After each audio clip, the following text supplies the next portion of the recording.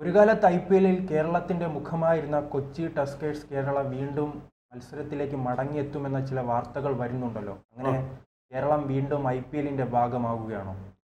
IPL-ന്റെ ഭാഗമാകാനുള്ള എല്ലാ സാധ്യതയുണ്ട്. അതിൻ്റെ ഒരു അടിസ്ഥാനം വന്നു കഴിഞ്ഞിട്ടുണ്ട്. അതായത് 538 കോടി രൂപ, നല്ലൊരു തുകയാണ്, നല്ലൊരു അസറ്റാണ്. രൂപയുടെ നഷ്ടപരിഹാരം നൽകാൻ ഇപ്പോൾ ആർബിട്രേഷൻ ട്രിബ്യൂണൽ വിധി വന്നിരിക്കും മുംബൈ. അപ്പോൾ അത് മതി. ആ ആസ്തി കൊണ്ട് ഇവർക്ക് വികസിപ്പിച്ചെടുക്കാൻ പറ്റുന്നേ ഉള്ളൂ, തിരിച്ചു വരാം. പക്ഷേ ഇനി ഇത് നമ്മുടെ കേരളത്തിൻ്റെ IPL കേരളയാവുമോ എന്നുള്ളതാണ് ഇതിനകത്ത് ഇപ്പോൾ സംശയാസ്പദമായിരിക്കുന്നത്. ടസ്കേഴ്സായിട്ട് അങ്ങ് പോകുമോ എന്നുള്ളതാണ്. അതോ ഇനി കേരള IPL-ന്റെ കേരളത്തിൻ്റെ പുതിയ ടീമായിട്ട് വരുമോ? അങ്ങനെ പോകാനുള്ള സാധ്യതയുണ്ട്. ഗുജറാത്തിൻ്റെയോ മറ്റേതെങ്കിലും സംസ്ഥാനത്തിൻ്റെയോ മാടി വിളിക്കുകയാണെങ്കിൽ അവർ പോകാം. കാരണം ഒരുപാട് ദുരനുഭവങ്ങൾ ഉണ്ടായിട്ടുണ്ട് അവർക്ക്. വലിയ പ്രതീക്ഷയോടുകൂടി നമ്മൾ കാത്തിരുന്നതാണ്. അവർ IPL കിരീടവുമായിട്ട് കേരളത്തിലേക്ക് വരുന്നതിനെക്കുറിച്ച് സ്വപ്നം കണ്ടവരാണ് നമ്മുടെ ചെറുപ്പക്കാരും ക്രിക്കറ്റ് പ്രേമികളുമെല്ലാം, ക്രിക്കറ്റ് ഭാന്തന്മാരുമെല്ലാം. ഓരോ കാര്യമുള്ള നിങ്ങൾ ഏത് സംസ്ഥാനത്ത് വേണമെങ്കിൽ പോയിക്കോ, പക്ഷേ കിരീടം കിട്ടുവാണെങ്കിൽ ബാംഗ്ലൂരിലെ സ്റ്റേഡിയത്തിൽ നടത്തിയതുപോലുള്ള ചിന്നസ്വാമി സ്റ്റേഡിയത്തിൽ നടത്തിയ പോലുള്ള പ്രകടനങ്ങൾ ദൈവമേ കാഴ്ചവെക്കല്ലേ. അതുകൊണ്ട് ഇപ്പോൾ പല സംസ്ഥാനങ്ങളിൽ ഞങ്ങളുടെ ടീമിന് ട്രോഫി കിട്ടല്ലേ എന്നാണ് പ്രാർത്ഥിക്കുന്നത്. ഇതുപോലെ കിടന്ന് ബഹളമുണ്ടായി, അരക്ഷിതാവസ്ഥയുണ്ടായി, അച്ചടക്കമില്ലായ്മ ഉണ്ടായിട്ട് കുട്ടികൾ ഇങ്ങനെ ചത്ത് അവരുടെ ശവശരീരവും പെൺകുട്ടികൾ ഉൾപ്പെടെ ശവശരീരം കൊണ്ടുപോകുന്ന കാഴ്ച ദയവായിട്ട് ഒഴിവാക്കണേ. അപ്പോൾ അതിൻ്റെ കേസ് നടക്കുന്നേ ഉള്ളൂ. വലിയ രാഷ്ട്രീയ മാനങ്ങളുള്ള ശിവകുമാറും സിദ്ധരാമയ്യയും വീരപ്പ മൊയ്ലിയും തമ്മിൽ കിടന്ന് അടിക്കുന്നുണ്ട് രാഷ്ട്രീയത്തിൽ. രാഷ്ട്രീയ മാനങ്ങളും ഉണ്ടാക്കും, രാഷ്ട്രീയ മാറ്റങ്ങൾക്കും കാരണമായി തീരാം. അതവിടെ വിടുക.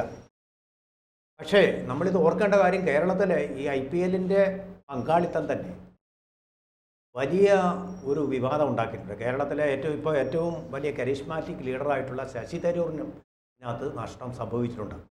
ശശി തരൂരിൻ്റെ ഭാര്യയായിട്ടുള്ള സുനന്ദ പുഷ്കറിന് ഇതിൽ ഏതാണ്ട് 19%, 20%ഇല്ല, 19% വിയർപ്പോഹരി ഉണ്ടായിരുന്നു. ഈ കാര്യങ്ങൾ പുറത്തു വന്നപ്പോൾ അത് വലിയൊരു വിവാദമായിട്ട് തീർന്നു. ഇത് നിയമാനുസാരമല്ല എന്നുള്ളതായിരുന്നു വാദം. അതിനെ തുടർന്ന് അവർക്ക് മാത്രമല്ല കുഴപ്പമുണ്ടായത്, കേന്ദ്രമന്ത്രിയായിരുന്ന ശശി തരൂരിന് തന്നെ രാജിവെക്കേണ്ടി വന്നു.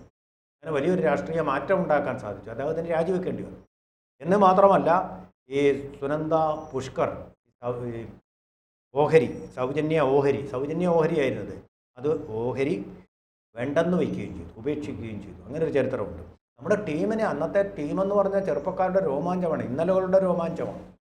അതായത് മഹേല ജയവർദ്ധന, ഇവരൊക്കെ വിലയിരുത്തിനൊക്കെ എത്ര കോടിയാണ് മുടക്കിയിരിക്കുന്നത്. മുത്തയ്യ മുരളീധരൻ, നമ്പർ 1 ബൗളർ, ലോക ബോളർ ബ്രണ്ടൻ മക്കല്ലം, പേര് കേട്ടാൽ തന്നെ കിട്ടില്ല.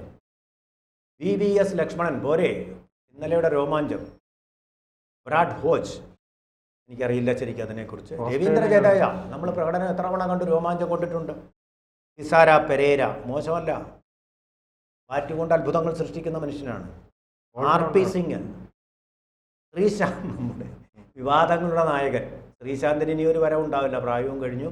അതുപോലെ വിവാദങ്ങളുടെ നായകനാണ്. ഈ ഇടയ്ക്ക് ഒരു വിവാദം ഉണ്ടാക്കി. വിവാദങ്ങൾ അദ്ദേഹത്തെ പിന്തുടർന്നുകൊണ്ടേയിരിക്കുക. അപ്പോൾ ഇവരെല്ലാം ഉണ്ടായിരുന്ന ഒരു ടീം നമുക്കുണ്ടായിരുന്നു എന്ന് പറയുന്നത് തന്നെ ഇപ്പോൾ അവിശ്വസനീയമായിട്ട് തോന്നുന്നു, അല്ലേ? ഇത്തരം ഒരു ടീം ഉണ്ടായിരുന്നു. ഇപ്പോൾ നമുക്ക് അങ്ങനെ ഒരു ടീമില്ല. ഒരു ടീം വരുന്ന ഒരു ഗ്രഹാതുരതയാണ്. കാരണം ഇപ്പോൾ മിക്ക സംസ്ഥാനങ്ങൾക്കും ടീമായി. ഇന്ത്യയിലെ ഏറ്റവും പ്രധാനപ്പെട്ട എല്ലാ സംസ്ഥാനങ്ങളിലും ടീമായി. പക്ഷേ കേരളത്തിൽ ഒരു ടീം ആഗ്രഹിക്കണമല്ലോ. കേരളത്തിൽ തീർച്ചയായിട്ടും. അതുപോലെ തന്നെ ഇനിയൊരു ടീം എന്ന സ്പേസ് കിട്ടുമോ എന്നത് സംശയമുണ്ടല്ലോ. കാരണം ഫുട്ബോളുമായി ബന്ധപ്പെട്ട് കേരള ബ്ലാസ്റ്റേഴ്സ് എന്ന ടീമിൽ നമ്മുടെ കേരളം വലിയ രീതിയിൽ ആരാധകരെ ഉണ്ടാക്കാൻ സാധിച്ചിട്ടുണ്ട്. അങ്ങനെ ഇരിക്കുമ്പോൾ ക്രിക്കറ്റിന് ആരാധകരെ കിട്ടുമോ കേരളത്തിൽ? കിട്ടാൻ പ്രയാസമൊന്നുമില്ല, കേരളത്തിലും ഉണ്ട്. ശ്രീശാന്തൊക്കെ വന്നപ്പോൾ വലിയൊരു തരംഗമായിട്ട് ക്രിക്കറ്റ്, എത്ര കുട്ടികളാണ് ഇപ്പോൾ ക്രിക്കറ്റ് പഠിക്കാൻ പോയിട്ടുള്ളത്. ക്രിക്കറ്റ് അക്കാഡമി പോലെ എത്ര എണ്ണമാണ് വന്നത്, പഠിക്കാൻ ഒരുപാട് പേര്. നമ്മളതുപോലെ തന്നെ നമ്മുടെ നാട്ടിൽ കാണുന്ന കാഴ്ച എന്താ? അവധിക്കാലം വന്നു കഴിഞ്ഞാൽ കുട്ടികൾ കഴിക്കുന്ന ഫുട്ബോൾ അല്ല, എല്ലാവരും കഴിക്കുന്ന ക്രിക്കറ്റാണ്. അവരുടെ രോമാഞ്ചം അതാണ്, ക്രിക്കറ്റ് തന്നെയാണ്. ക്രിക്കറ്റ് ഫാൻസ് ധാരാളമായിട്ടുണ്ട്, സംശയമൊന്നുമില്ല ഇതിൽ. പിന്നെ നമ്മൾ മെസ്സി, ദൈവത്തിൻ്റെ കയ്യൊപ്പുള്ള കാലുകളുള്ള മെസ്സി വരാൻ പോകുന്നു എന്ന് പറയുന്നു. മെസ്സി ഇന്ത്യയിലേക്ക് വരുമെന്ന് ഏതാണ്ട് ഉറപ്പായി. കേരളത്തിലേക്ക് വരുമെന്നുള്ള കാര്യം ഇപ്പോൾ ഉറപ്പിച്ചിട്ടില്ല. ഡൽഹി, അഹമ്മദാബാദ് ഇങ്ങനെയുള്ളതാണ് പറഞ്ഞ് നമ്മൾ കേൾക്കുന്നത്. കേരളത്തിലേക്കും വരട്ടെ. അപ്പോൾ അങ്ങനെയൊക്കെ ആളുകൾ വരുമ്പോൾ സ്പോർട്സിലൊരു സ്പോർട്ടീവ് സ്പിരിറ്റോട് കൂടി ഈ ക്രിക്കറ്റും സാർ അത് സൂചിപ്പിച്ചതുകൊണ്ടാണ് അങ്ങനെ ഒരു വിമർശനമുണ്ടല്ലോ. കാരണം സ്പോർട്സിൽ പണ്ട് വലിയ ആധിപത്യം ഉണ്ടായിരുന്ന ഒരു സംസ്ഥാനമാണ് കേരളം. അതിപ്പോൾ ഹരിയാനയും പഞ്ചാബും എല്ലാം ആ സ്ഥലത്തേക്ക് വളർന്നു വന്നിട്ടുണ്ടല്ലോ. പ്രത്യേകിച്ച് സ്പോർട്സിൽ നാം വലിയ രീതിയിൽ മുന്നോട്ട് പോവുകയാണ്. ക്രിക്കറ്റിലേക്കുള്ള അതാണ് നമ്മുടെ ക്രിക്കറ്റിലേക്കുള്ള അമിത താല്പര്യം ഇതിൻ്റെ കാരണമാണ്. അതുകൊണ്ടാണല്ലോ നമ്മളിപ്പോൾ ഫുട്ബോളിനും അതുപോലെ ഒരു ലീഗ് മത്സരം ഏർപ്പെടുത്തിയത്. ഇത് കുറച്ചൊക്കെ നമുക്ക് ആവേശം ജനിപ്പിക്കുന്നുണ്ട്. ഫുട്ബോളിനും ഉണ്ടല്ലോ ഇപ്പോൾ IPL സമാനമായിട്ടൊരു മത്സരമുണ്ടല്ലോ. കുറച്ചൊക്കെ നമ്മൾ അപ്പോൾ സക്രിയരാണ്. ഫുട്ബോൾ താരങ്ങൾ എപ്പോഴും സക്രിയരായിട്ട് അവരെ ലേലത്തിന് വിളിക്കുന്നുണ്ട്. ക്രിക്കറ്റിൻ്റെ അത്രയൊന്നും ലേലത്തുക കിട്ടത്തില്ലെങ്കിലും ആ തരത്തിലൊരു സർക്കസ് നമ്മൾ നടത്തുന്നുണ്ട്. നല്ല കാര്യം തന്നെയാണ്. ഫുട്ബോൾ എന്ന് പറഞ്ഞാൽ കേരളത്തിന് ഒന്നാമത്തെ കാര്യം എന്ന് പറഞ്ഞാൽ നല്ല കളിക്കാരെല്ലാം നമുക്ക് നഷ്ടമായിരിക്കും. നല്ല കളിക്കാർ വരണമെങ്കിൽ സ്ഥിരമായിട്ട് കളിയോടൊരു ആവേശം നമുക്ക് വേണം. അതിപ്പോൾ മലബാർ ഭാഗത്ത് കുറച്ചുണ്ട്. പിന്നെ കേരളത്തിൻ്റെ മറ്റ് സ്ഥലങ്ങളിലെല്ലാം ഫാൻസും ക്രിക്കറ്റാണ്. അലസന്മാരുടെ കളിയാണ് വാസ്തവത്തിൽ ക്രിക്കറ്റ്. ഇതും കണ്ടുകൊണ്ടങ്ങ് ഇരിക്കുക എന്നുള്ളതല്ല, കളിക്കുക എന്നുള്ളതല്ല നമ്മൾ ചെയ്തുകൊണ്ടിരിക്കുന്നത്. പിന്നെ അപ്പോൾ യുവതലമുറയുടെ താല്പര്യം ഈ റാപ്പ് ഡാൻസിലേക്കൊക്കെ അങ്ങ് മാറിപ്പോയി. അല്ല, മോശമാണെന്നല്ല ഞാൻ പറയുന്നത്. പിന്നെ സുംബ ഡാൻസ് ഇങ്ങനെയുള്ള കാര്യങ്ങളിലേക്ക് അല്ല, അതോടൊപ്പം തന്നെ നമുക്ക് സർക്കാരുകൾക്ക് അതിനോട് താല്പര്യമില്ല. ഒരു അടിസ്ഥാന നല്ല മൈതാനങ്ങളില്ല. അതോടൊപ്പം തന്നെ ഈ പുതിയ കുട്ടികൾ വളർന്നു വരുമ്പോൾ അവർക്ക് ഒരു നല്ലൊരു ഷൂ വാങ്ങാൻ പോലും അല്ലെ ഒരു ബൂട്ട് വാങ്ങാൻ പോലും പൈസ നൽകുന്നില്ല. നമ്മുടെ സ്പോർട്സ് വകുപ്പ് തന്നെ ഒരുപാട് വിവാദങ്ങളുടെ നടുവില്ലേ. ഇപ്പോൾ തന്നെ മെസ്സി, അർജന്റീനയുടെ മെസ്സിയെ നമ്മൾ കൊണ്ടുവരുന്നെന്ന് പറഞ്ഞു. അപ്പോൾ ഗവൺമെൻറ്റിൻ്റെ ഈ പൈസ ഇല്ല. ഒരു പ്രൈവറ്റ് ഏജൻസി അങ്ങ് ഏൽപ്പിച്ചിരിക്കുക. അതൊരു ചാനലിൻ്റെ ഏജൻസി. അവർ പറയുന്നത് വിശ്വസിച്ചുകൊണ്ടാണ് ഗവൺമെൻറ് പറയുന്നത് വരുമെന്ന് പറയുന്നത്. അല്ലാതെ ഒരു ഉറപ്പുമില്ല. അപ്പോൾ നമ്മുടെ സ്പോർട്സ് എന്ന് പറയുന്നത് ഈ പ്രൈവറ്റ് ഏജൻസികളുടെ കൈകളിൽ തന്നെയാണിപ്പോൾ. വന്നു അത്രേ ഉള്ളൂ നമ്മുടെ കാര്യം. അപ്പോൾ അതുകൊണ്ട് ഗവൺമെൻറ് പണമില്ല. അവർ പറയുന്നത് സത്യമാണ്. പണം ഉണ്ടെങ്കിൽ മാത്രമേ ഇതൊക്കെ വികസിപ്പിച്ചെടുക്കാൻ പറ്റൂ. പണം നൽകാത്തതാണോ പണം ഇല്ലാത്തതാണോ? പണം ഇല്ല എന്നുള്ള സാമ്പത്തിക പ്രതിസന്ധിയിലാണ് കേരളം. അപ്പോൾ വോട്ട് ബാങ്ക് രാഷ്ട്രീയം നോക്കി എവിടെ പണം കൊടുത്തു കഴിഞ്ഞാൽ ക്ഷേമ പെൻഷൻ കൊടുത്താൽ കുറച്ച് വോട്ട് കിട്ടും. പിന്നെ ഒരു ശമ്പള കമ്മീഷനെ കൂടെ വെച്ച് കഴിഞ്ഞാൽ കുറേ വോട്ട് കിട്ടും. ആ ഒരു കാര്യത്തിൽ മാത്രമാണ് ഇവിടെ അവരുടെ ശ്രദ്ധ. സ്പോർട്സ് വളരണമെന്ന് ആത്മാർത്ഥമായ ആഗ്രഹമാർക്ക് അടുത്ത തെരഞ്ഞെടുപ്പ് നമുക്ക് ജയിക്കണം. അതാണ് നമ്മുടെ ഫോക്കസ്. നമ്മൾ അതുപോലെ ശ്രദ്ധിക്കേണ്ട ഒരു കാര്യം, ക്രിക്കറ്റും ഫുട്ബോളും തമ്മിലൊരു മത്സരം പാടില്ല. ക്രിക്കറ്റിനെ നമ്മൾ പ്രോത്സാഹിപ്പിക്കുന്നതുകൊണ്ട് ഫുട്ബോൾ കുറഞ്ഞു, ഫുട്ബോളിനെ പ്രോത്സാഹിപ്പിക്കുന്നതുകൊണ്ട് ഇത് കുറഞ്ഞു. അങ്ങനൊരു മത്സരം നമ്മൾ പാടില്ല. രണ്ടും വളരണം. താല്പര്യമുള്ളവർ രണ്ടിലും താല്പര്യമുള്ളവർ രണ്ടിലും കളിക്കട്ടെ. ഞാൻ കേട്ടിട്ടുള്ള ടെണ്ടുൽക്കറുമൊക്കെ ഫുട്ബോളും കളിച്ചിട്ടുണ്ടെന്നാണ് പറയുന്നത്. ടെണ്ടുൽക്കർ അങ്ങനെ പല കളിക്കാരും ഫുട്ബോളും കളിച്ചിട്ട് വന്നിട്ടുള്ളവരാണ്. അപ്പോൾ ഫുട്ബോളിൽ നിന്ന് ക്രിക്കറ്റിലേക്ക് നിങ്ങൾക്ക് മാറാം, ക്രിക്കറ്റിൽ നിന്ന് ഫുട്ബോളിലേക്ക് നിങ്ങൾ രണ്ടും കളിയാണ്, സ്പോർട്സാണ്. അത് തമ്മിലൊരു ശത്രുത വേണ്ട, ഈ എതിർപ്പും വേണ്ട. രണ്ട് ടീമുകൾ തമ്മിലുള്ള എതിർപ്പ് അതിൽ വരാൻ പാടില്ല. രണ്ടും വേണം. നമുക്ക് രണ്ടും ഒരുമിച്ച് വികസിപ്പിക്കണം എന്നുള്ളതാണ് നമ്മൾ കാണുമ്പോൾ, ചരിത്രത്തിൽ കാണുമ്പോൾ അർജന്റീന എന്ന് പറയുന്ന രാജ്യത്ത് ഫുട്ബോളുണ്ട്, പക്ഷേ ഇവിടെ ക്രിക്കറ്റ് എന്ന് പറയുന്നത് ഇല്ല. ബ്രസീലായാലും അങ്ങനെ തന്നെയാണ്. ക്രിക്കറ്റിനെ ഇങ്ങനെ ആരാധിക്കുന്ന രാജ്യങ്ങളിലാവട്ടെ ഫുട്ബോളുമുള്ള രാജ്യങ്ങളുണ്ട്.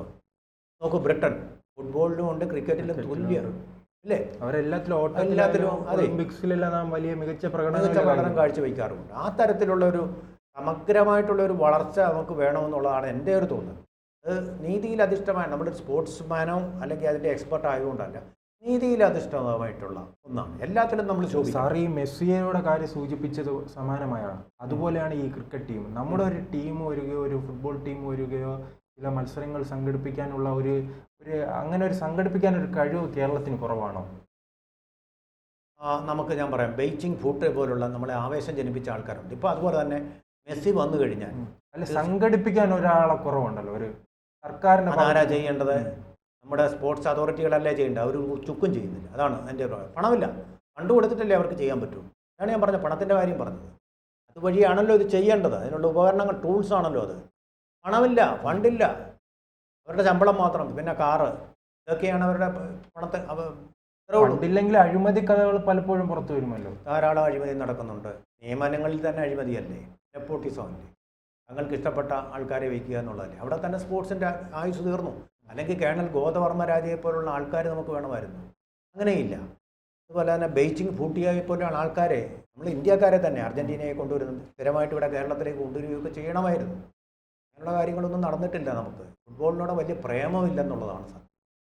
സ്പോർട്സിനോട് പൊതുവെയും പ്രേമമില്ല നമുക്കെന്നുള്ളതാണ്. പ്രേമം ഉണ്ടാകും. അപ്പോൾ നമ്മുടെ ടീം വരുമ്പോൾ, കൊച്ചി ടസ്കേഴ്സ് വരുമ്പോഴും ഈ പ്രേമം കാണില്ലേ? കുറച്ച് ഉയരും. അതിൻ്റെ ഗ്രാഫ് കുറച്ച് ഉയരും. പ്രേമത്തിൻ്റെ ഗ്രാഫ് കുറച്ച് ഉയരുമെന്നാണ് എൻ്റെ ഒരു വിശ്വാസം. വരട്ടെ, ഉയരണം.